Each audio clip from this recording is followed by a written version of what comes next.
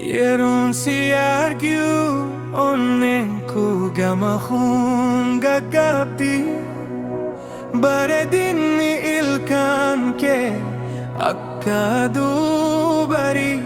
ifanaftati sagale ki dage kamahun naguta simale adunya kun hin qabdu hika ija ke sattan abdi korga har ka ke qabeden soda ko ira darba guya hunda yada ke sa ole har kan galen wae ke to tambuda si jahon lubbu pa mariero hunda akka bishan laga yero hunda burta onnen ko sif ko fahin fedu kan bira atinaf kinawaga hindagatam tutasuma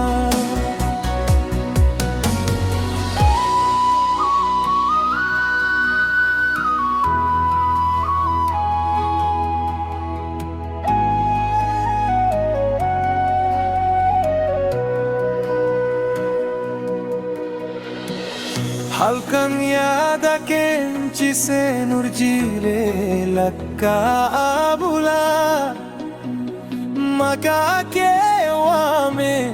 dukkubni ko nattifura yero atinaf jirtu ad-dunyan ko nimidaga siwalin jirachun gammachu ko dugoma sintae ni manadar kara hunduma sintae jirada aniyero hunduma atina fifa kandukkana kesa jalalli kenya situ yero kamiu si jara ko lubbu pa hindabu akka bishani laga yero hunda yau onnen ko sif ko fa hinji jiramu atinaf kinawaga hindagatamu yo ad-dunya nugode hin sodatu jalalli kenya jaba in chapsamu har ka ke qabe hanga dumatti siwalin tae jireenya ko buta si jala ko lubbu ko barabaran akka ibidda keessa onne ko keessatti boba'a